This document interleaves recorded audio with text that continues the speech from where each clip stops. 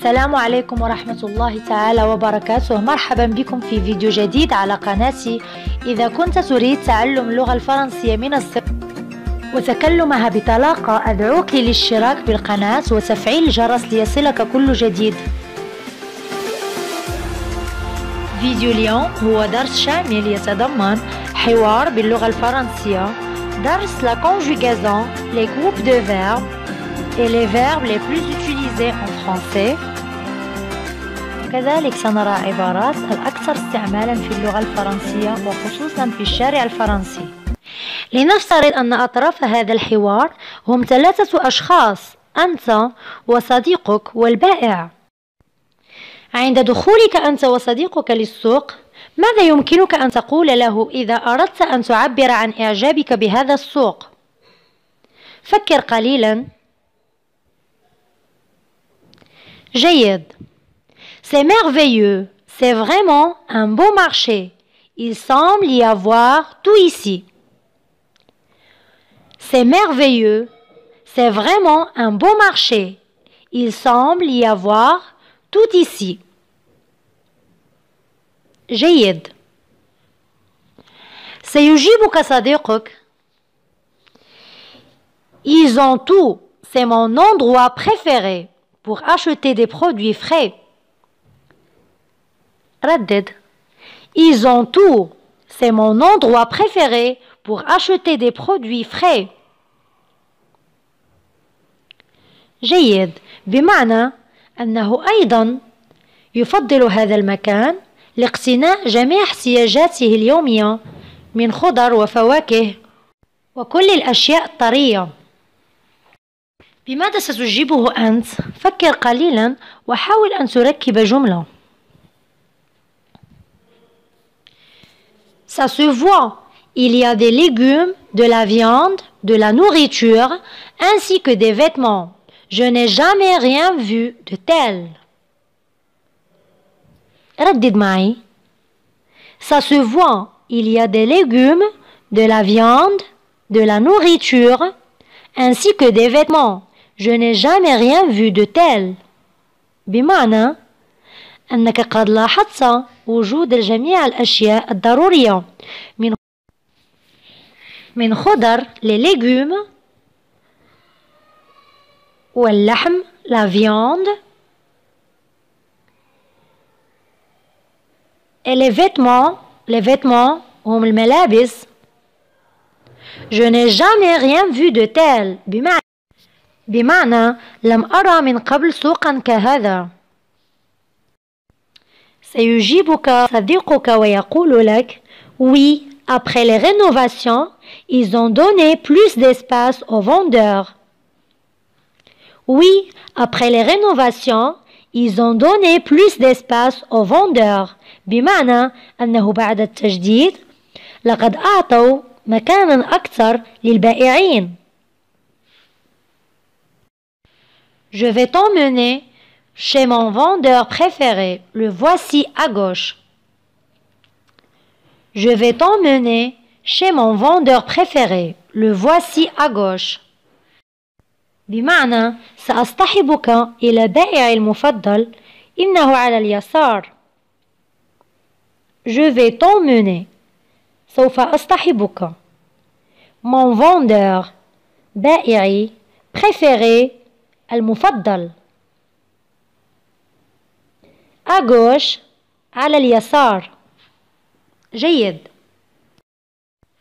إذن عندما تصل عند البائع سوف تحاول أن تسأله عن ثمن الطماطم. كيف ستسأله؟ فكر قليلا.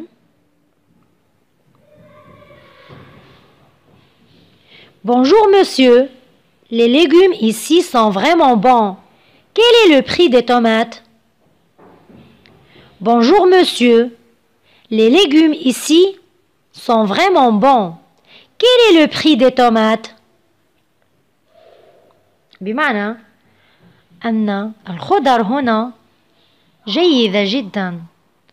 ما هو ثمن الطماطم؟ سيجيبك الآن البائع: Je vends 1 kilo pour 5 euros. Je vends 1 kilo pour 5 euros.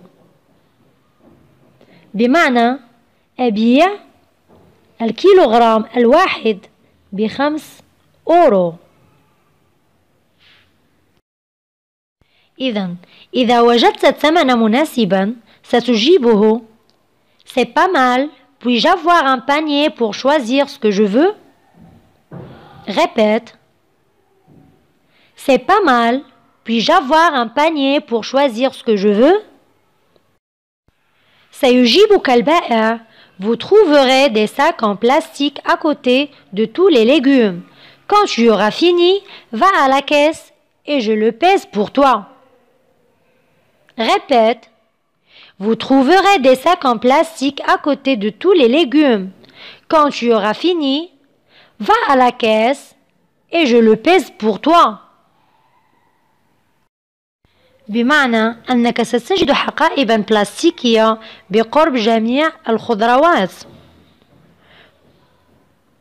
Vous trouverez des sacs en plastique à côté de tous les légumes.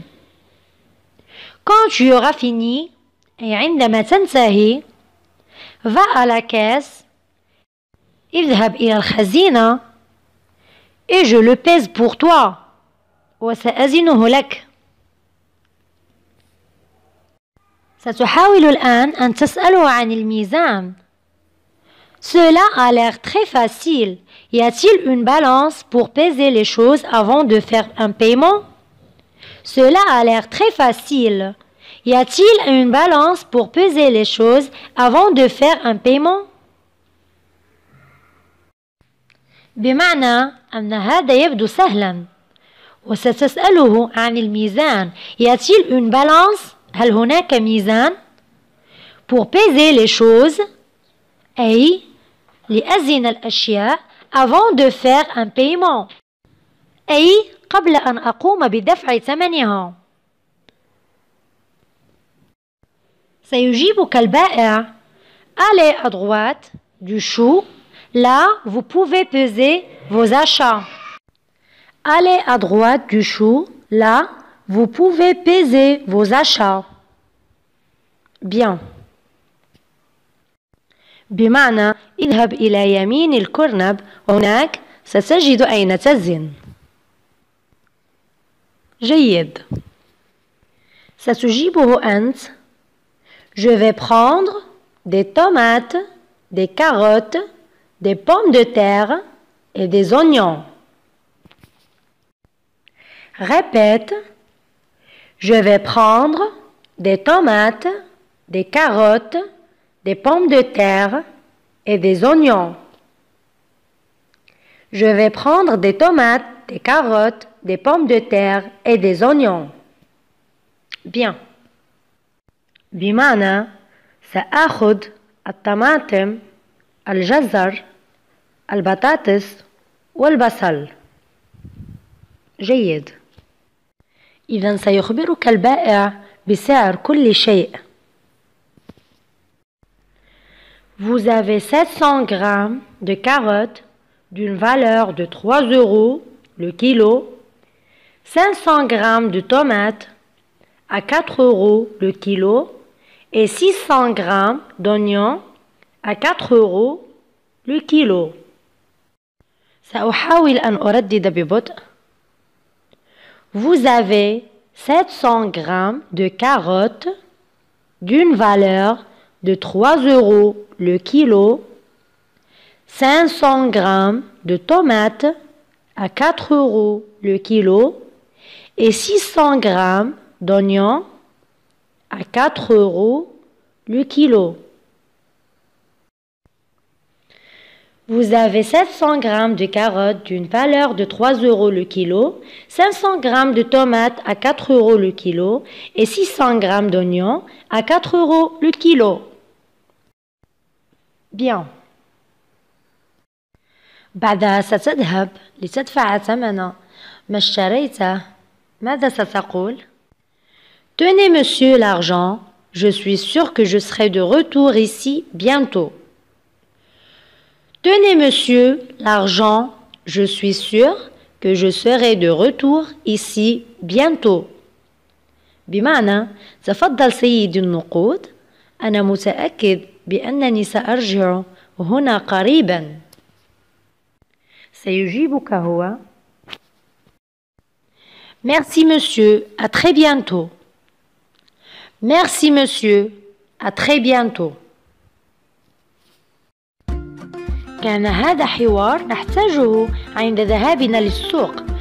هذا الدرس شامل، ستجدون فيه الأفعال الأكثر استعمالا في اللغة الفرنسية خلال الحديث، خاصة في فرنسا وأوروبا، وكذا الأكثر استعمالا في الكتابة مع كيفية تصريف جميع الأفعال في اللغة الفرنسية.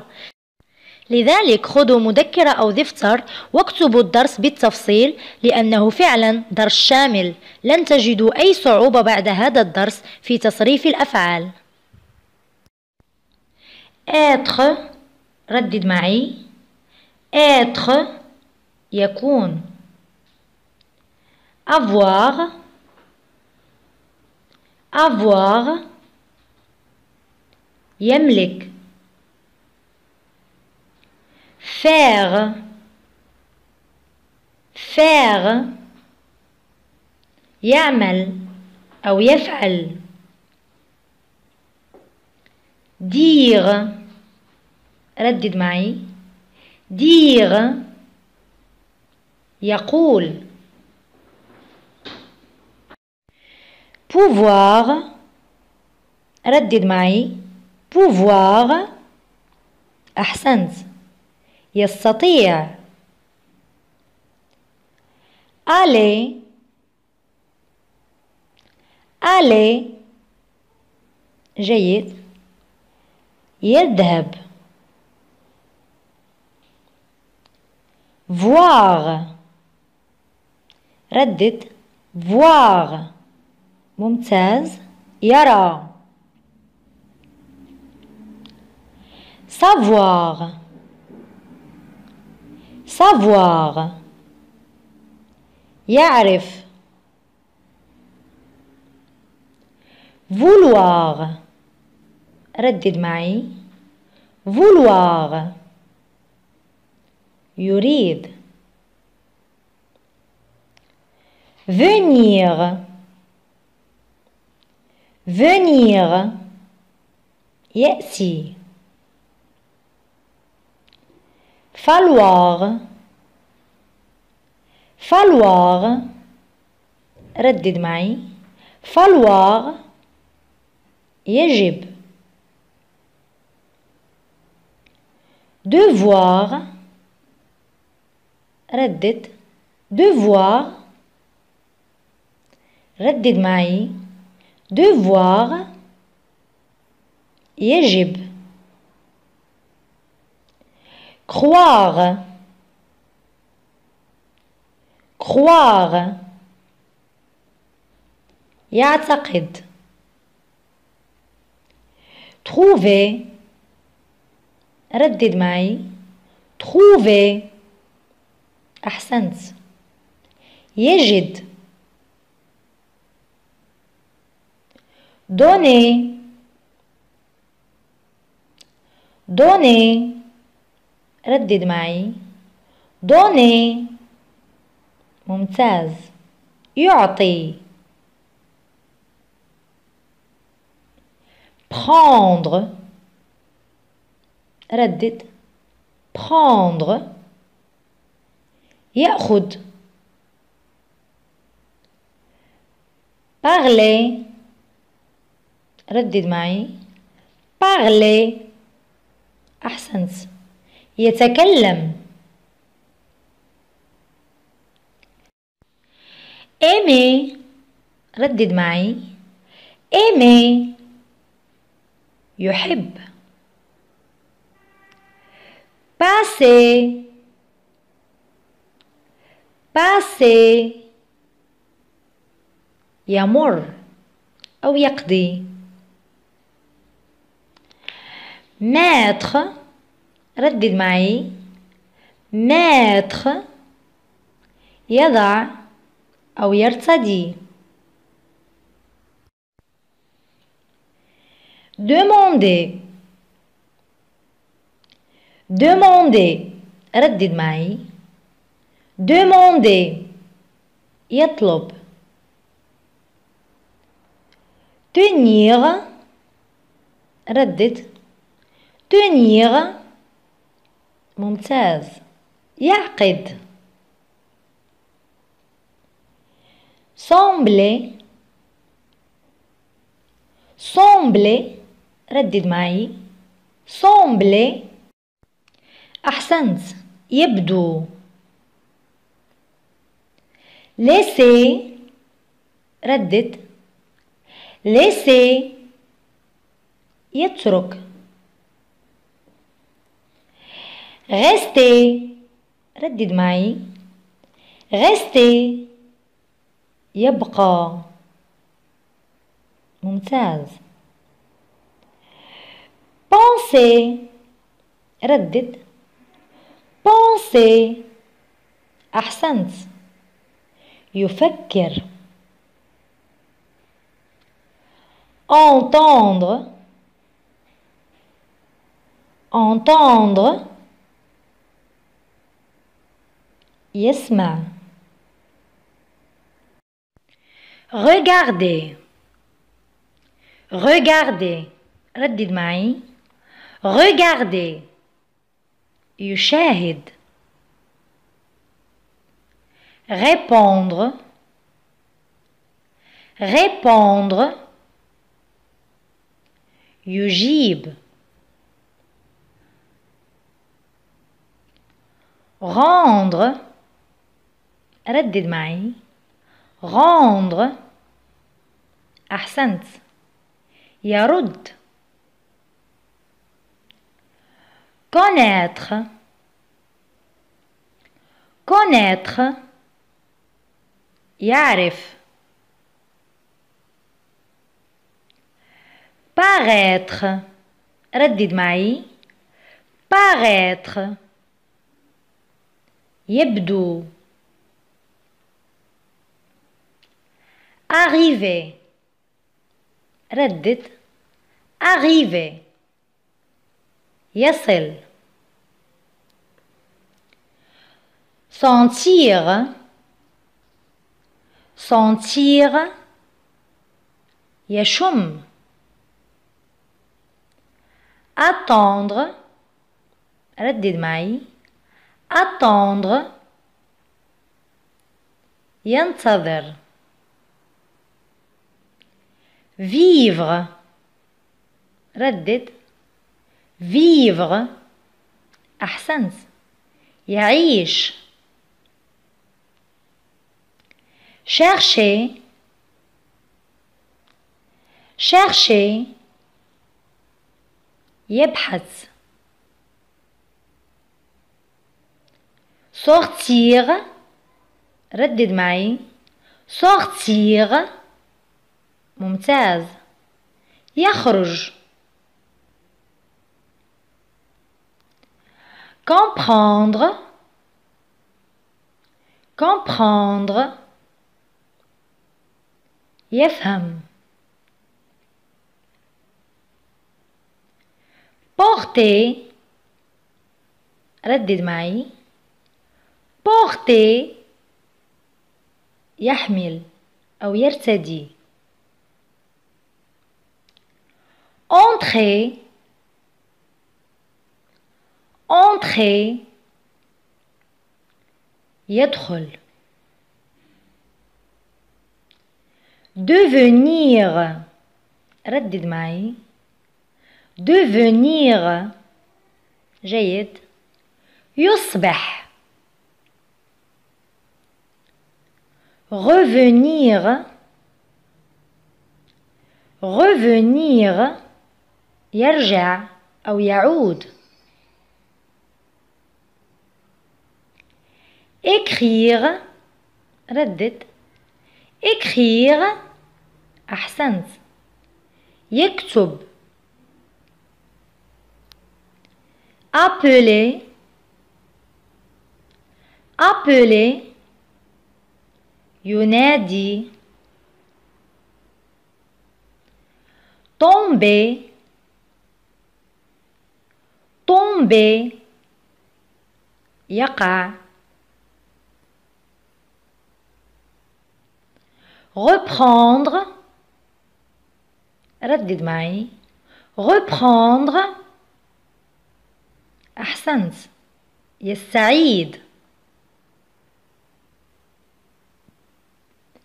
commencer commencer يبدأ suivre ردد معي suivre أحسنت يتابع montrer montrer يعرض récupérer ردد معي récupérer جيد يسترجع lire lire يقرأ ordonner ordonner يأمر affirmer ردد معي affirmer يؤكد manger ردد معي manger أحسنت يأكل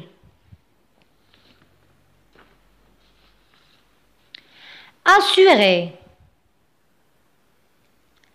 assurer يؤمن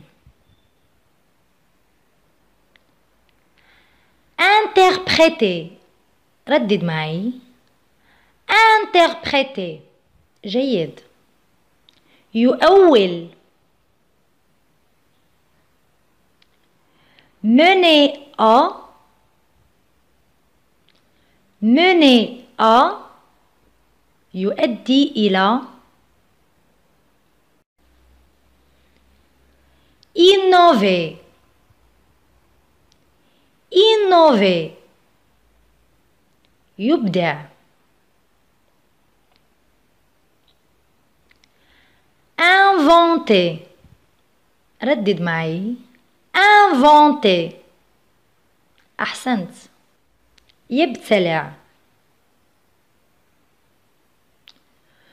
regretter ردد معي regretter جميل يتأسف adopter adopter يتبنى contacter ردد contacter يتصل compléter ردد معي compléter يتمم supplier ردد معي supplier أحسنت يتوسل accuser accuser يتهم agréer ردد agréer يتفق informer informer يخبر imposer ou bien obliger فعلين لهما نفس المعنى imposer و obliger يجبر refuser ردد معي refuser جيد يرفض jeter, jeter, يرمي. Se lever, se lever, يستيقظ. consommer، ردد معي. consommer، يستهلك. écouter، écouter، جيد. يسمع.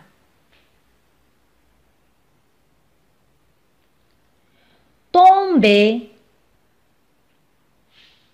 tomber، ردد معي. tomber، يسقط.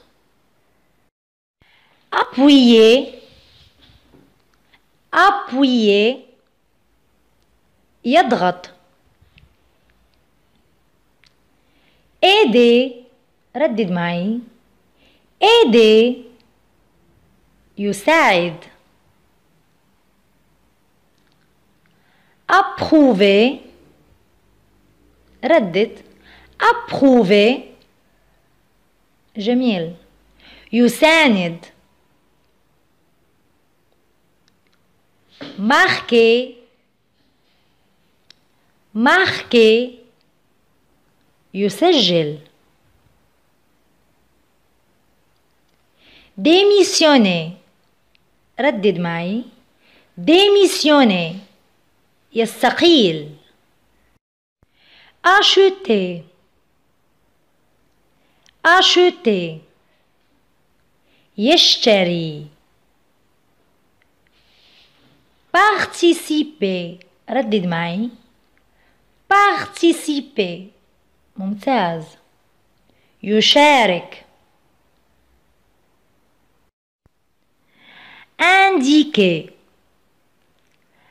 indiquer، يدل. laver، laver، يغسل. annoncer، ردد معي. annoncer، جيد. يعلن. fermer، fermer، يقفل. réparer، ردد. réparer، يصلح. examiner، ردد معي. examiner، يفحص أو يختبر. déranger، déranger، يضايق. proposer، ردد معي. proposer، أحسنت. يقترح. tuer، tuer، يقتل. prêter، prêter، يقرض. arracher، ردد معي. arracher، أحسنت. يقتلع. casser، casser، يكسر.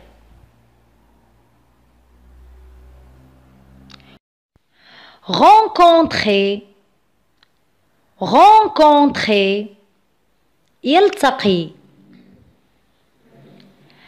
insister، ردد معي.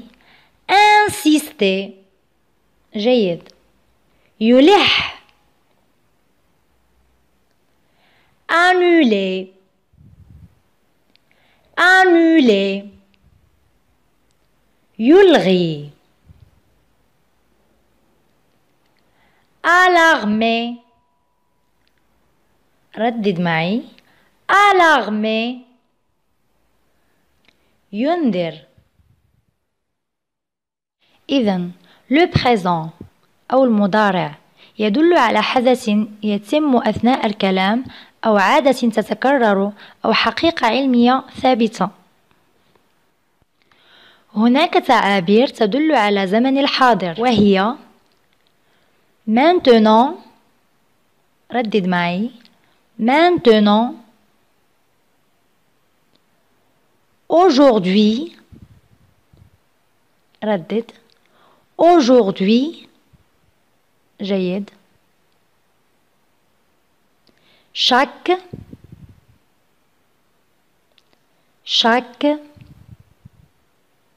كمثال chaque matin ou bien chaque semaine.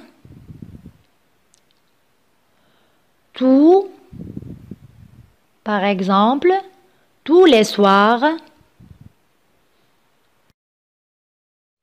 تنقسم الأفعال في اللغة الفرنسية إلى 3 مجموعات. المجموعة الأولى les verbes du premier groupe، والمجموعة الثانية les verbes du deuxième groupe، والمجموعة الثالثة les verbes du troisième groupe. في هذا الفيديو سنتطرق لأفعال المجموعة الأولى وكيفية تصريفها في الحاضر أي le présent. أفعال المجموعة الأولى هي الأفعال التي تنتهي ب ER. عند تصريف هذه الأفعال في زمن المضارع أي الحاضر نحذف ER ونضيف بدلا منها النهايات التالية. بالنسبة لجو نضيف E، وبالنسبة لتو نضيف ES. il et elle نضيف E. nous نضيف ONS. vous نضيف EZ. il avec S et elle avec S نضيف ENT. إذا نعطي مثال عن الفعل parler. je parle E.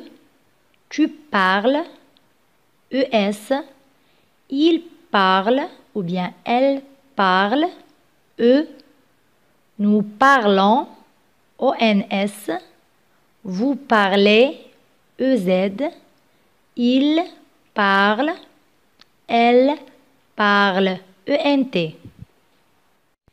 إذا جميع أفعال المجموعة الأولى تتصرف بنفس الطريقة، أي أننا نضيف نفس النهايات للأفعال ما عدا 4 حالات سنتطرق إليها حالا.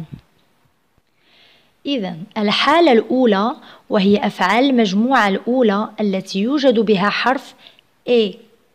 يحول هذا الحرف إلى A مع كل الضمائر ما عدا مع الضمائر نو وفو، أي أن l'accent تتغير. نعطي مثال le verbe céder. le verbe célébrer. ردد معي. célébrer. le verbe compléter. le verbe considérer. le verbe espérer.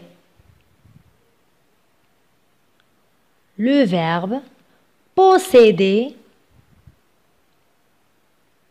le verbe préférer. le verbe protéger et le verbe répéter. إذن في هذه الأفعال نغير l'accent التي فوق E. سأعطي مثال. مثلا le verbe préférer. je préfère. tu préfères. il préfère. nous préférons, vous préférez, il préfère. كما رأيتم فإن E التي بعد F قد تغيرت l'accent التي فوقها. إذن الحالة الثانية وهي الأفعال التي تنتهي ب EL ER. في هذه الحالة يضاعف حرف ال مع كل الضمائر ما عدا nous و vous. مثال لهذه الأفعال: appeler، ردد appeler، jeter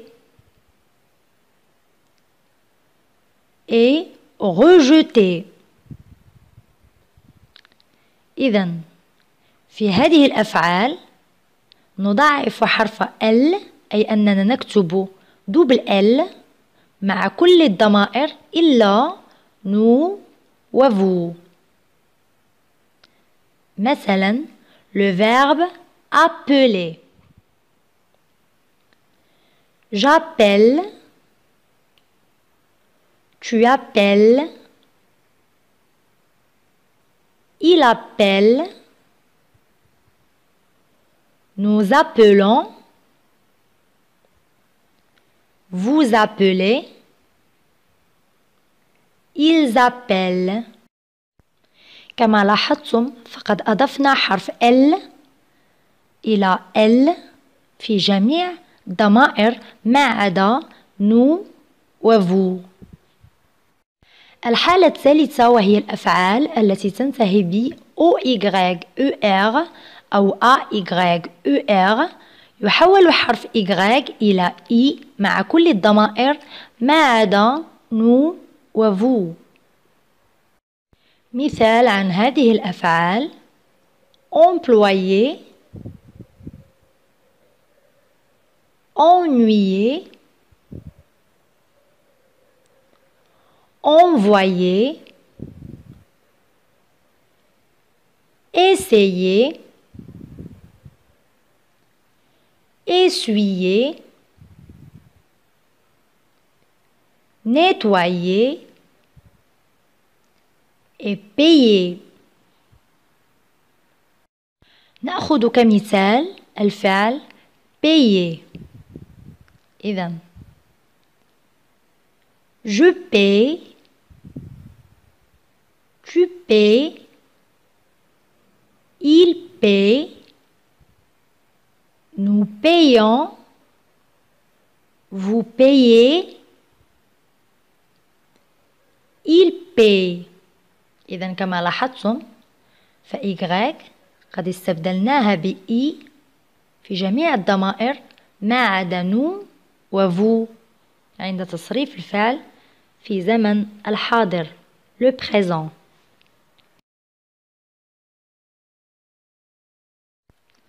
أما الحالة الرابعة فهي الأفعال التي تنتهي ب GER مثل الفعل manger. إذن تصرف عادي ولكن نضيف مع nous هذه النهاية التي هي EONS. إذن le verbe manger عند تصريفه في الحاضر le présent: je mange، tu manges، il mange، nous mangeons، vous mangez، il mange، elle mange. إذن كما لاحظتم في جميع الضمائر يصرف الفعل عادي إلا مع الضمير nous نضيف EONS. أفعال المجموعة الثانية تنتهي ب ER. مثلا finir، choisir، établir. وهذه بعض أفعال المجموعة الثانية في اللغة الفرنسية مع الترجمة باللغة الفرنسية. finir، ردد معي. finir، agir، ردد. agir، avertir، avertir، envahir، ردد معي. envahir، جيد. obéir، obéir،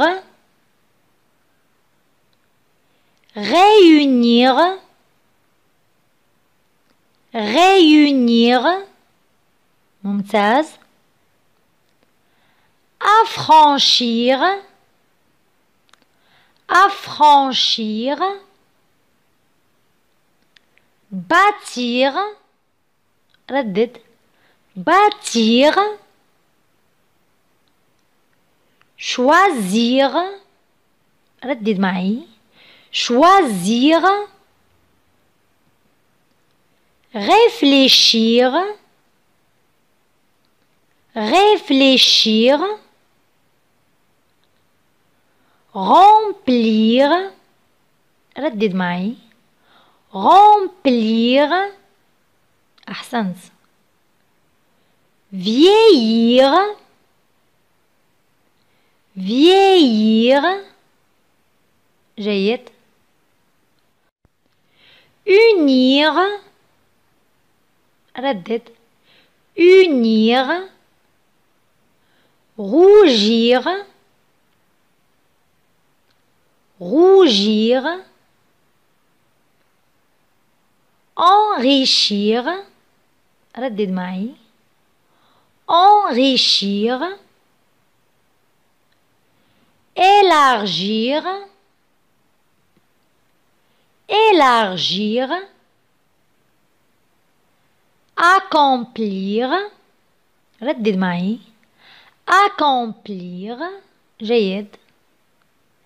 réussir، réussir، démolir، ردد معي.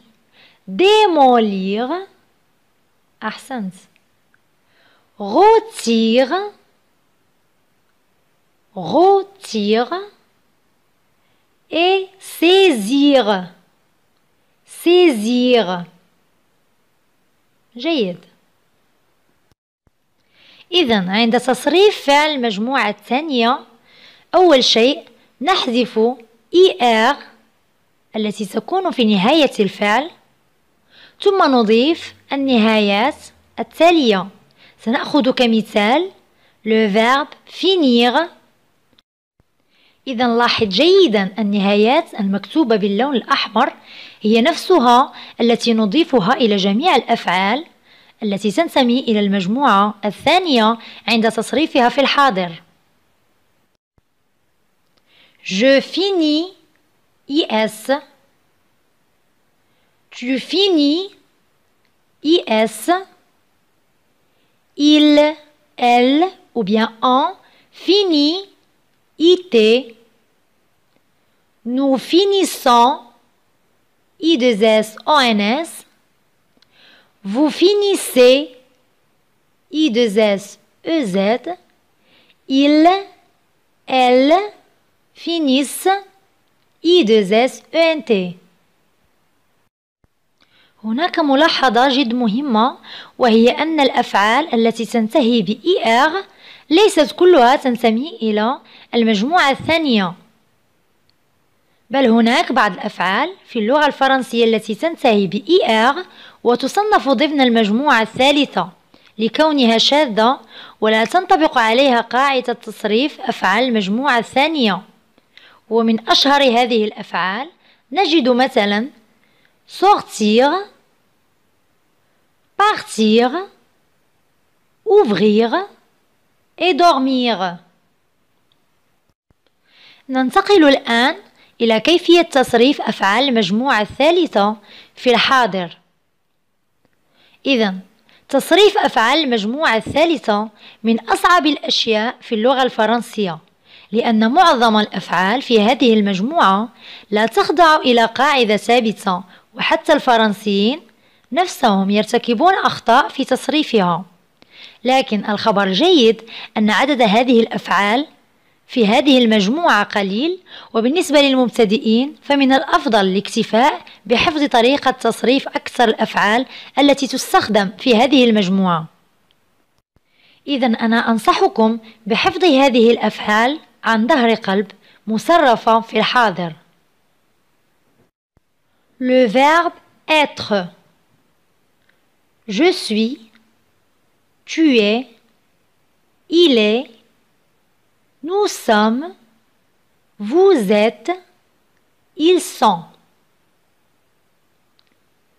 Le verbe avoir.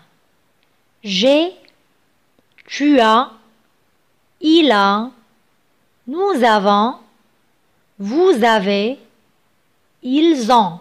Bien sûr, elle avec S نفس التصريف كما صرفنا il avec S.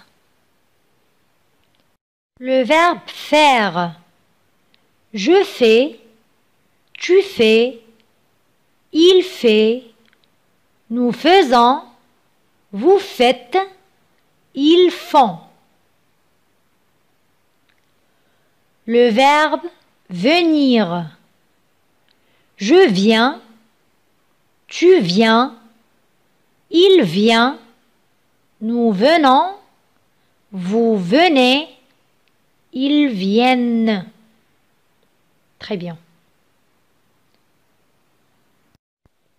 إذا سبق وقلنا أن أفعال المجموعة الأولى تنتهي ب ER، إلا أن le verbe aller ينتهي ب ER لكنه ينتمي لأفعال المجموعة الثالثة.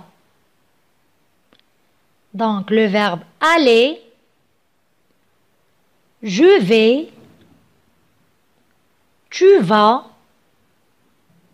il va, nous allons, vous allez, ils vont. ممتاز. Le verbe dire. Je dis, tu dis, il dit, nous disons, vous dites, ils disent. جيد. Le verbe pouvoir. Je peux, tu peux, il peut, nous pouvons, vous pouvez, ils peuvent. جيد. Le verbe vouloir. Je veux, tu veux, il veut, nous voulons, vous voulez, ils veulent. Très bien. Le verbe partir.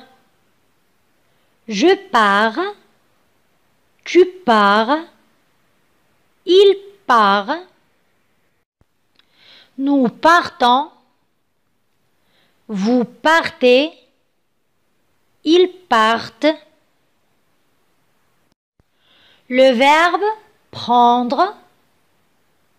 Je prends, tu prends, il prend, nous prenons, vous prenez, ils prennent. جيد. Le verbe voir. Je vois, tu vois, il voit, nous voyons, vous voyez, il voit. Le verbe mettre, je mets, tu mets, il met, nous mettons, vous mettez, ils mettent. كانت هذه طريقة تصريف الأفعال في المجموعتين الثانية والثالثة le passé composé. كالعادة أنصحكم بتدوين هذا الدرس في مذكرة خاصة ليسهل عليكم تذكره. إذن يتكون الماضي المركب من الفعل المساعد être ou avoir زائد التصريف الثالث للفعل. بالنسبة لكل من être و avoir لقد قمت بنشر فيديو عن كل منهما. L'auxiliaire être, je suis, tu es, il est, elle est, nous sommes, vous êtes, ils sont, elles sont. أما بالنسبة للauxiliaire avoir j'ai, tu as, il a, elle a, nous avons, vous avez, ils ont et elles ont. نعطي مثال عن الفعل parler الذي يصرف مع l'auxiliaire avoir. J'ai parlé.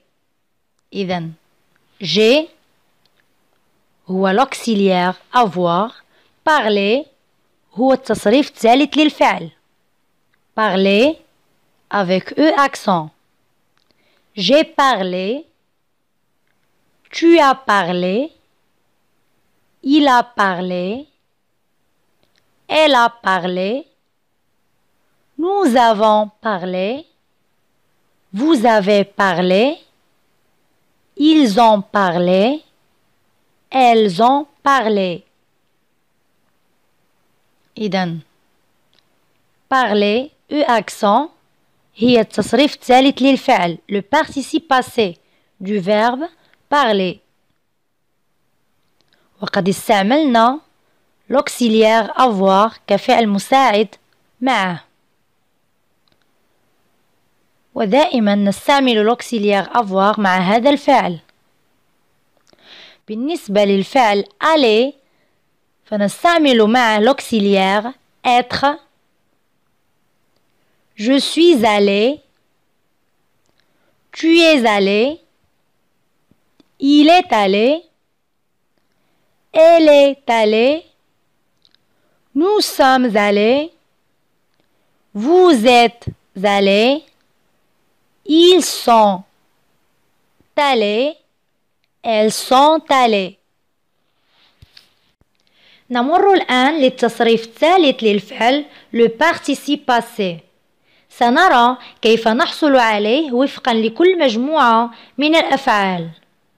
بالنسبة لأفعال المجموعة الأولى التي تنتهي ب ER نحذف ER ونضع A. كمثال le verbe arriver. ردد معي arriver. جيد. Son participe passé أو التصريف الثالث لهذا الفعل هو arriver. Parler. Parler. التصريف الثالث لهذا الفعل هو parler. نحذف ER ونضيف A. جيد. أما بالنسبة لأفعال المجموعة الثانية التي تنتهي ب ER نحذف حرف R. كمثال finir. ردد finir. أحسنت. التصريف الثالث لهذا الفعل هو fini. fini. Le verbe sortir. sortir. التصريف الثالث لهذا الفعل هو sorti. sorti. إذا نحذف حرف R. بالنسبة لأفعال المجموعة الثالثة فهي كلها شاذة، سواء التي تنتهي ب RE أو OIR أو ER. إذا تصريفها الثالث يأتي حسب هذا الجدول. Le verbe avoir. Son participe passé eu. ردد معي eu. EU تقرأ U. الفعل aller. Le verbe aller. Son participe passé aller avec E accent. Le verbe apprendre. ردد معي apprendre. Son participe passé appris.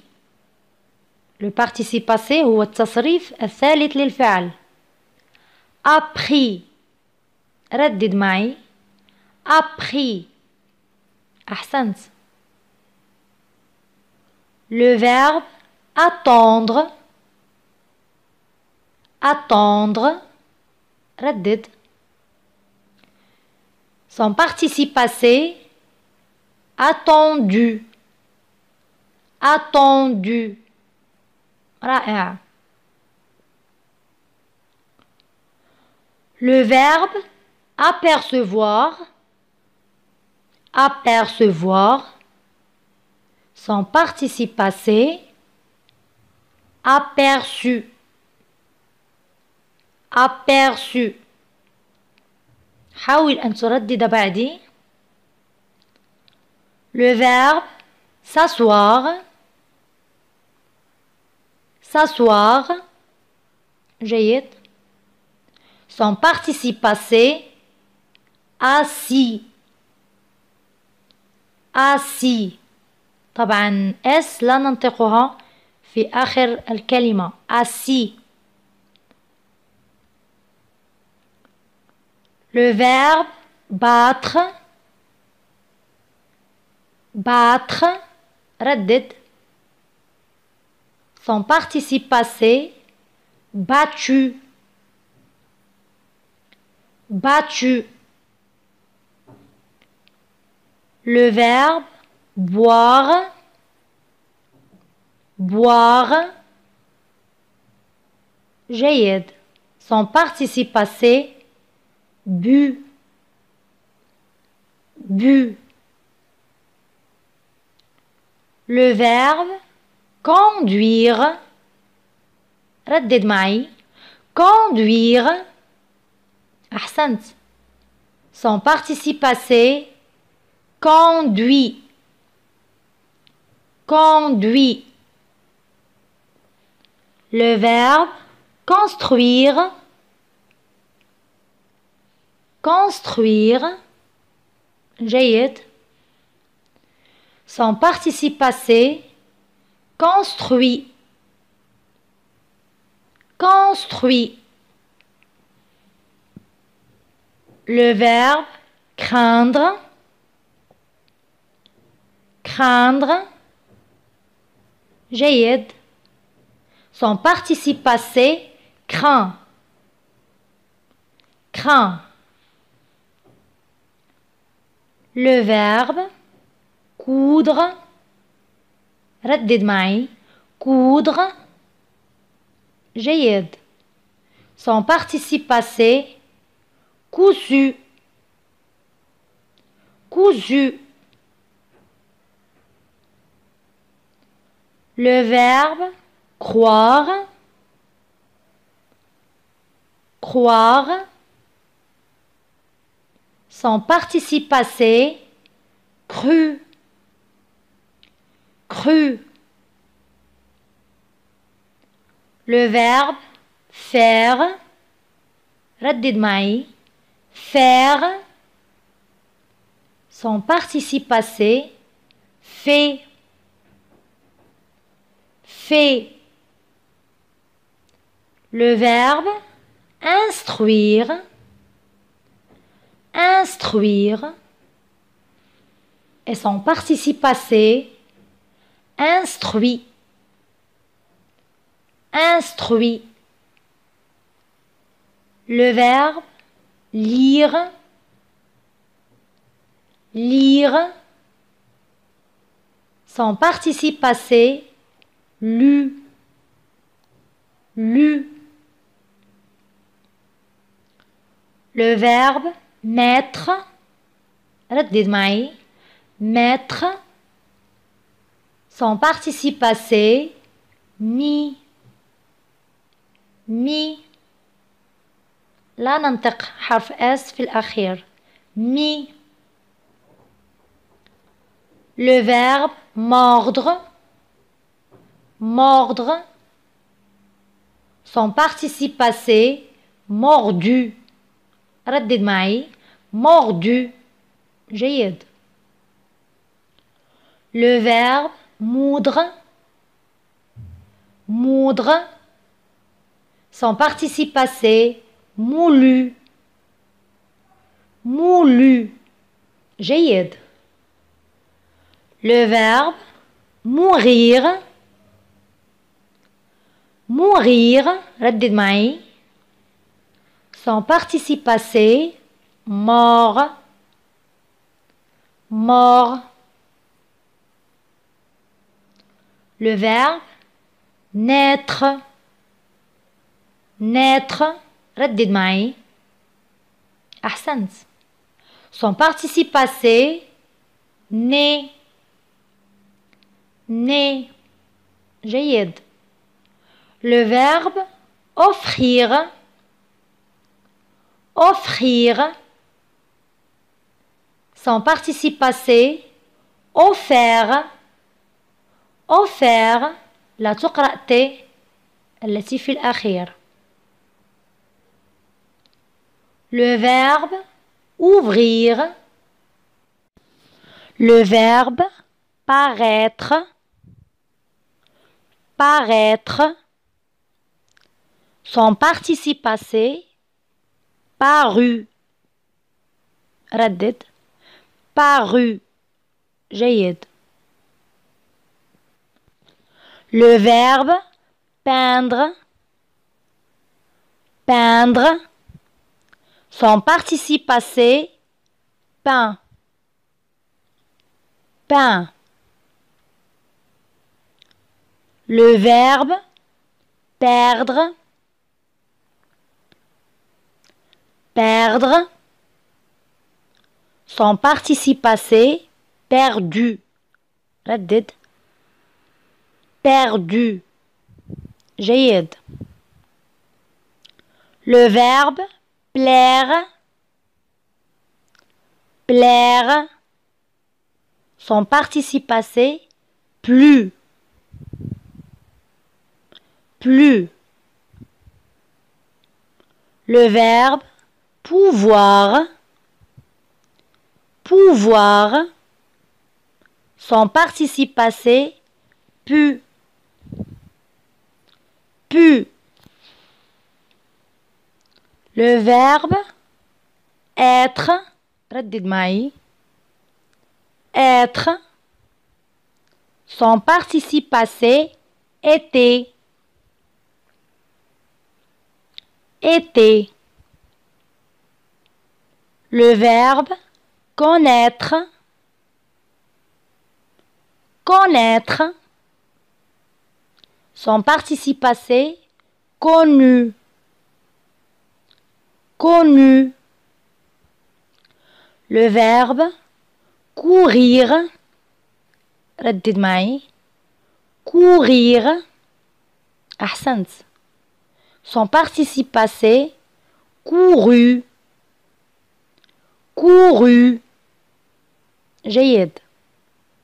Le verbe dire, dire.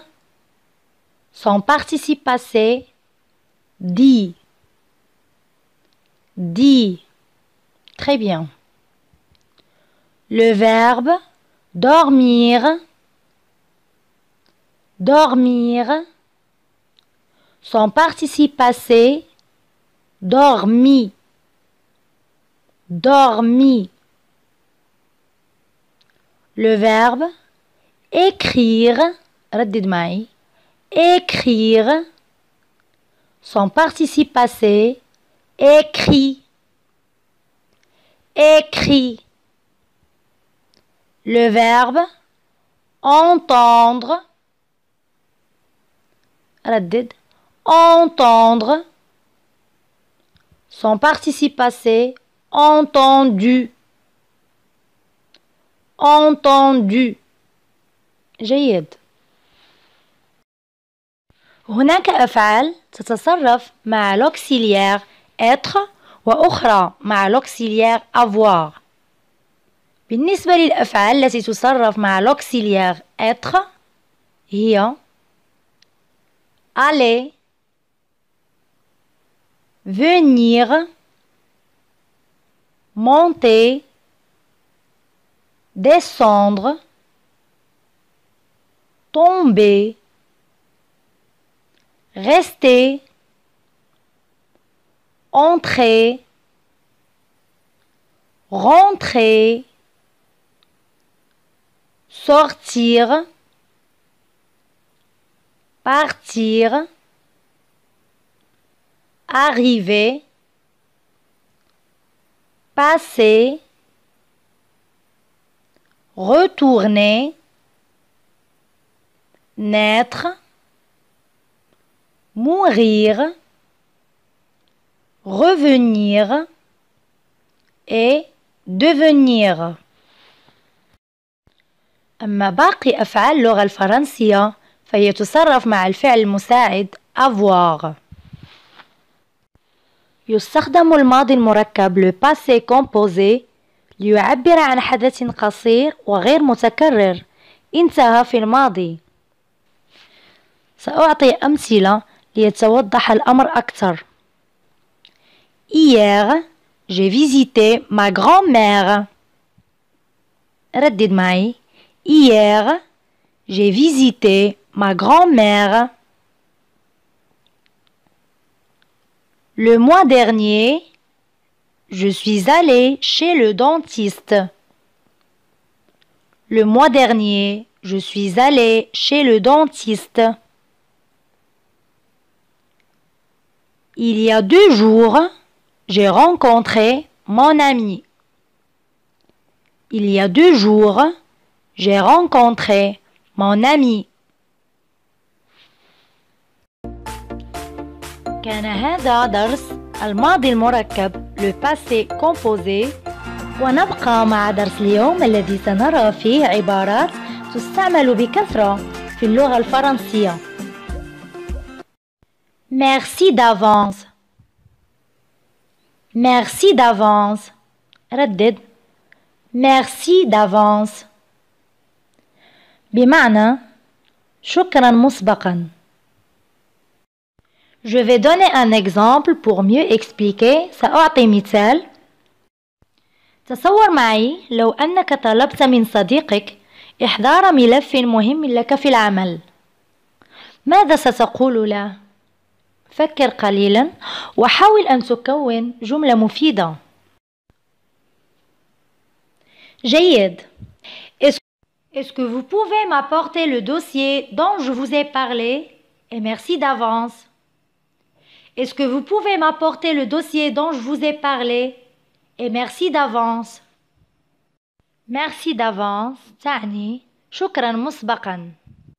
بمعنى هل تستطيع إحضار الملف الذي تكلمت لك عنه؟ إذا لاحظوا الكلمة dont. dont تعود على الملف وتعني الذي dont je vous ai parlé الذي تكلمت لك عنه dont je vous ai parlé. Le verbe parler في هذا المثال مصرف au passé composé.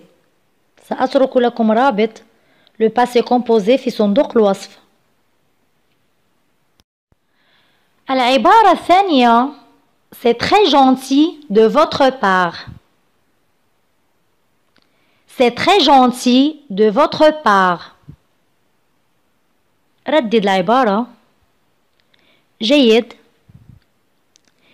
إذا تذكر معي المثال السابق عندما طلبت من صديقك أن يحضر لك الملف. الآن لنفترض أنه قد أحضره. طبعا سوف تشكره. ماذا ستقول له؟ حاول أن تركب جملة. جيد. Merci, c'est très gentil de votre part. Merci, c'est très gentil de votre part. بمعنى شكرا، هذا لطف منك. Désolé. Désolé. حاول أن تردد الكلمة. Désolé. جيد. هذه العبارة نستعملها لنتأسف للشخص الآخر عن موقف أو عن حدث ما.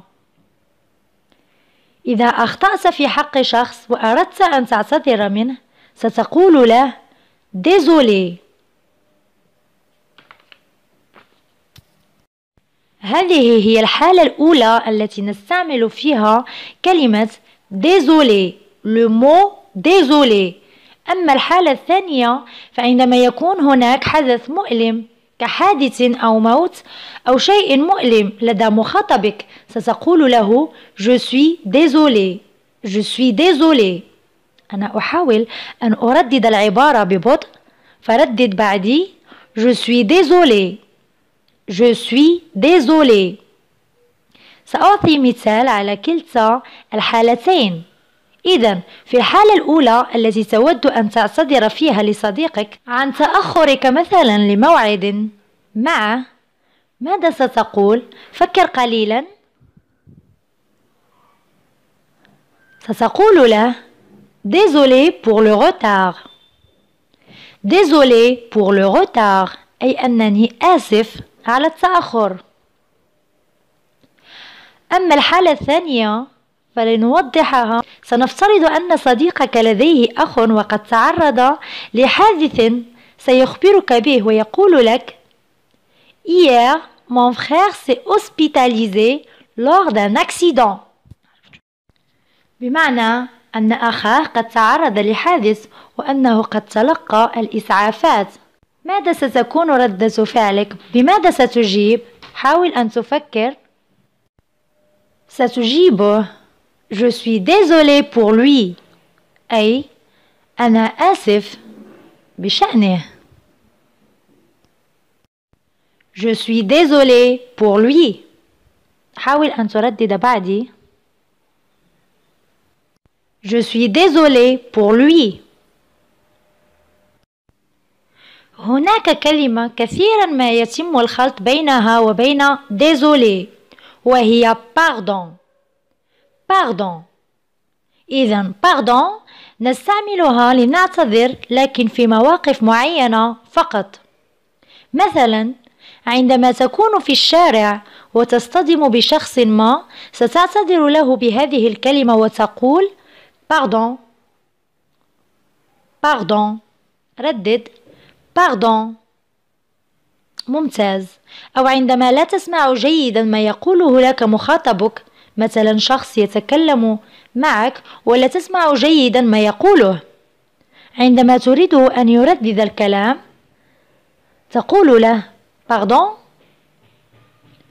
pardon. جيد. العبارة التالية هي ça marche.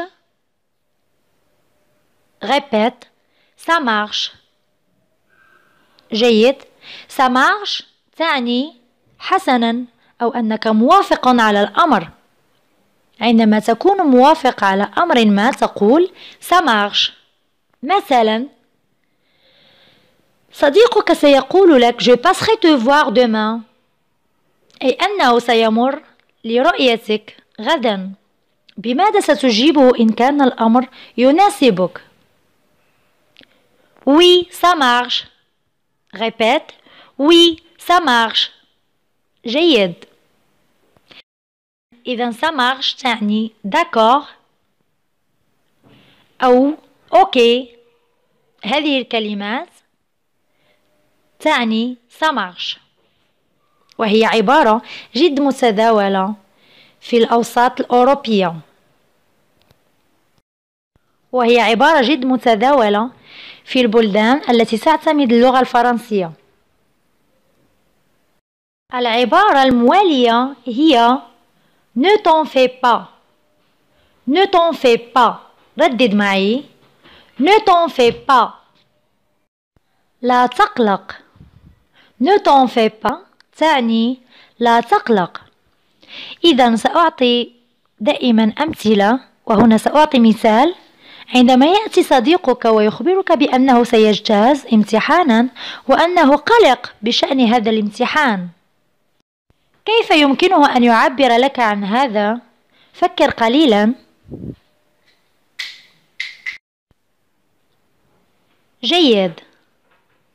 J'ai un peu peur de ne pas réussir mon examen demain. J'ai un peu peur de ne pas réussir mon examen demain. سأحاول إعادة العبارة ببطء.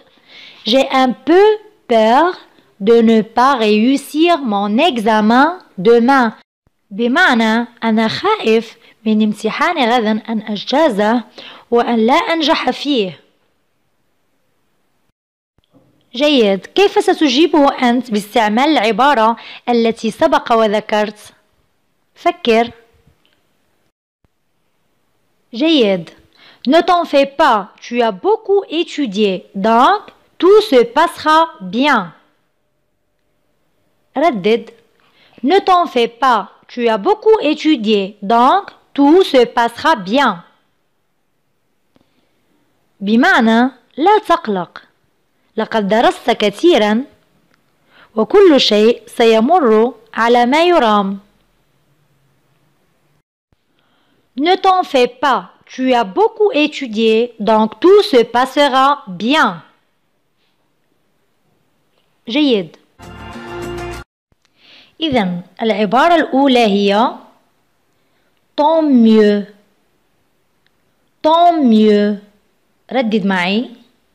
tant mieux. أحسنت. إذن tant mieux تعني heureusement، لحسن الحظ. heureusement. إذن تخيل أنك دعوت صديقا لك لزيارتك واتصل بك ليسألك إن كنت متواجدا بالمنزل. سيقول لك، فكر قليلا في كيفية صياغة السؤال.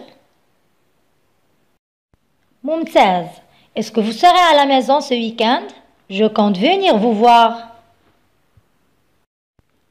ستجيبه أنت وتقول oui tant mieux je serai là، بمعنى أن الفكرة قد أعجبتك وأنك ستكون متواجدا بالمنزل.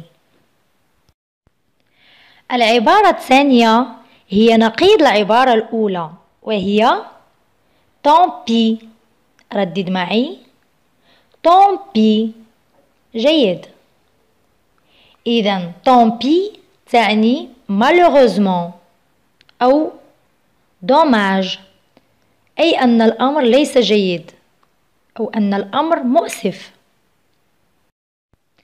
إذن سنأخذ نفس المثال الذي ذكرناه سابقا عن صديقك الذي اتصل بك، لكن هذه المرة ليخبرك أنه لن يستطيع القدوم.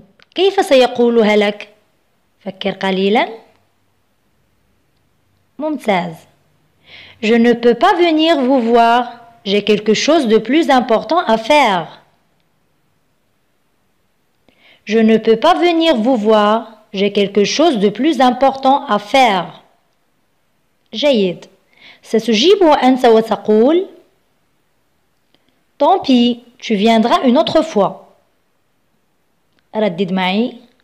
tant pis, tu viendras une autre fois. أي أن الأمر ليس جيد وأنك متأسف لعدم قدومه وأنك كنت تريده أن يأتي. جيد. العبارة الثالثة وهي comme quoi. ردد معي comme quoi. أحسنت. إذن comme quoi تعني ما يبرهن أو ما يؤكد ce qui prouve. تخيل أنك اشتريت منتوجا ولم يعجبك وأردت استبداله وتوجهت إلى محل البيع للمطالبة باستبداله. سيسألك البائع عن وصل الأداء الذي اشتريت به المنتوج. ماذا سيقول لك؟ فكر قليلا. Donnez-moi monsieur le reçu du paiement, comme quoi vous avez vraiment acheté ce produit. ردد معي. Donnez-moi monsieur le reçu du paiement, comme quoi vous avez vraiment acheté ce produit. أحسنت. أي أن ذلك الوصل هو الذي يؤكد شراءك لهذا المنتوج. جيد. إذن العبارة الرابعة هي ça tombe bien. ردد معي. ça tombe bien. أحسنت. وهي تعني ça arrive dans le bon moment، بمعنى أن الشيء يحدث في الوقت المناسب. تخيل أن أباك أهداك سيارة جديدة وأنت تحتاجها لأن السنة المقبلة ستنتقل إلى الجامعة وسيكون لديك طريق طويل للوصول إليها. ماذا ستقول؟ فكر قليلا. Mon père vient de m'offrir une voiture. Ça tombe bien, l'année prochaine, j'en aurai vraiment besoin. ردد معي. Mon père vient de m'offrir une voiture. Ça tombe bien, l'année prochaine, j'en aurai vraiment besoin. جيد. بمعنى أن السيارة أتت في الوقت المناسب وأنني سأحتاجها في العام المقبل. العبارة الخامسة وهي ça tombe mal. ردد معي. ça tombe mal. أحسنت. وهي ضد العبارة ça tombe bien. إذن ça tombe mal بمعنى أن الشيء يحدث في الوقت الغير مناسب. لنفترض أن حاسوبك تعطل وأردت إصلاحه واتصلت بالشخص الذي سيصلحه لك. ماذا ستقول له؟ فكر قليلا. ممتاز. Est-ce que je peux t'apporter mon ordinateur pour le réparer? ردد معي. Est-ce que je peux t'apporter mon ordinateur pour le réparer? أحسنت. وسيجيبك هو ويقول Ah, ça tombe mal. J'ai beaucoup de travail aujourd'hui. ردد معي. Ah, ça tombe mal. J'ai beaucoup de travail aujourd'hui. أي أن الأمر غير مناسب حاليا لتحضر لي حاسوبك. لدي الكثير من العمل. العبارة السادسة وهي se casser. إذن الفعل casser يعني كسر، وعندما نضيف إليه se يصبح un verbe pronominal ومعناه يتغير.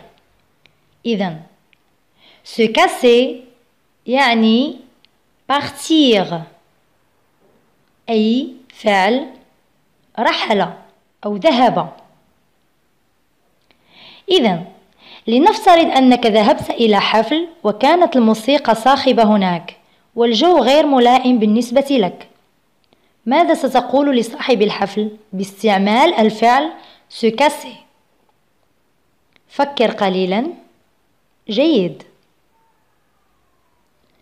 Je n'ai pas aimé cette ambiance, je me casse. ردد معي. Je n'ai pas aimé cette ambiance, je me casse.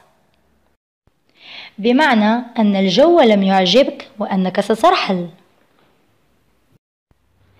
العبارة السابعة معي وهي grave ردد معي. grave.